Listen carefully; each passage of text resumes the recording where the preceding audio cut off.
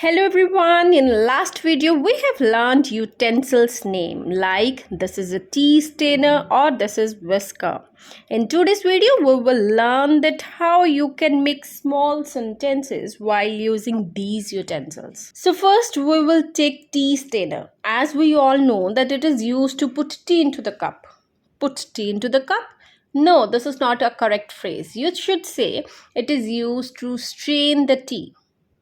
Strain the tea, or it is also used to strain the coffee. See, strain is like a magical kitchen tool that helps you to separate good stuff from the bad one. Imagine you have tea leaves into your tea and you want to separate those tea. So definitely you will use tea strainer. So what will you say? You strain the tea.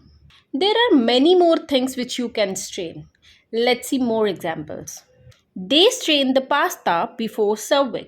Or the chef strained the soup to remove lumps. Make sure to strain the gravy for a smooth texture. He strained the juice for a fresh taste. Strain the tea leaves from tea.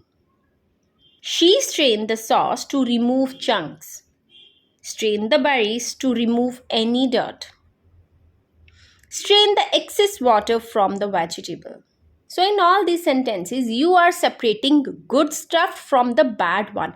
And what tool you are using? It is a strainer. And what verb will you use? Strain. So you are straining the dash. Strain the juice, strain the tea leaves, strain the sauce. So in this way, you can make your own sentences. So think about the things, what else you can strain. Make your own sentences and write one sentence in the comment section. Okay, let's back to the topic. Now, if you do same activity with flour, will you use the same word strain? Do you think that you are straining the flour? No. For the flour, there is a different word. It is sift. You will say you sift the flour or she sift the flour. Similarly, you can sift many things. Let's see more instances. She sifted the powdered sugar over the cupcakes. The recipe called for shifting the cocoa powder. Make sure to sift the dry ingredients for a smoother texture. The chef always sifts the spices. Don't forget to sift the baking soda into the mixture. Now, have you seen any difference between these sentences or the sentences we have done earlier? See, when we are making the sentences with the dry things like flour, cocoa powder, powdered sugar, then we are using the word sift because these are the dry things. But when we are doing the same activity with the mixture of solid and liquid like pasta and water, so we will use the word strain. Or tea leaves and tea. So we will use the same word strain. So this is the difference between sift or strain. I hope you understand the difference between sift and strain. Let's move ahead. After sifting the flour, what is your next activity? Definitely you will knead the dough. So you can say this girl is kneading the dough. So what is kneading? Kneading is a process that makes the dough smooth, elastic and ready to turn into tasty bread, pizza or chapati. Let's see how we can use this word into more sentences. You can knead the dough with both hands. Grandma taught me to knead pizza dough.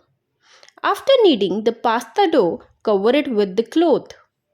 Knead the dough until it bounces back. To make soft chapatis, knead the dough with warm water. Let's see more vocabulary words related to this topic. First is flip. To change the side of anything, you will use the word flip. Like, you can flip the chapatis. They flip the bread. Please flip the toast. Next word is spread. If you want to have bread and butter, you will say, please spread some butter on my bread. Let's see more examples. He spread peanut butter on the cookies. He spread the chili sauce over pizza. He likes to spread honey on his pancakes. Please spread a layer of mayonnaise on the sandwich. He spread some jam on the toast. Okay friends, that's it. Let's recall what we have learned. Strain, sift, knead and spread. Write one sentence each in comment section for your practice. If you forget anything, watch the video again. To catch new videos, subscribe this channel and hit the like button and enjoy your learning. Bye-bye.